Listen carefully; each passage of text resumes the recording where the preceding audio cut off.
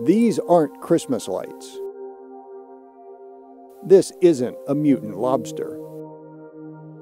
And this fearsome-looking creature is not something you'd ever find at the end of your fishing hook.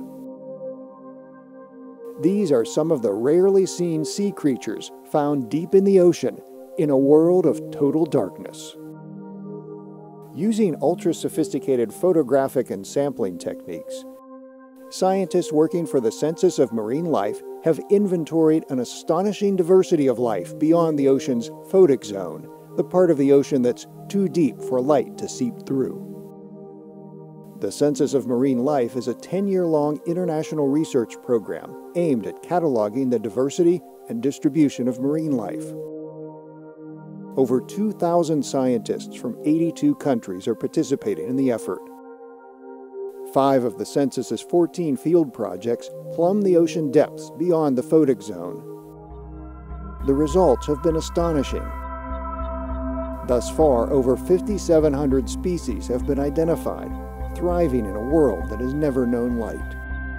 They're a diverse assortment of creatures, exotic cousins to species that live closer to the ocean's surface, such as crabs, shrimp, worms, and jellyfish.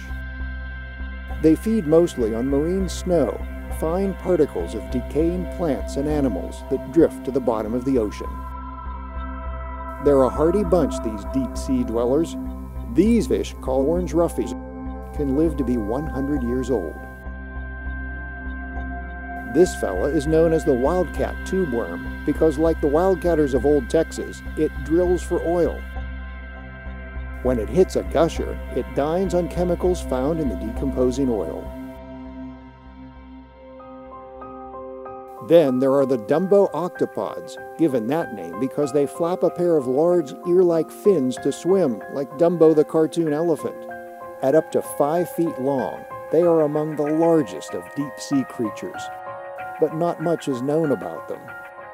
The Dumbos are poorly known, so we are trying to figure out how many species there are and how to tell them apart.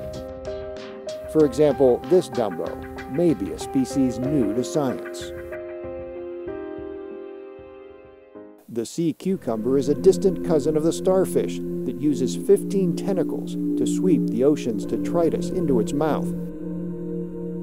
At the end of its meal, it changes shape and flies off to find another nutritious mudpack.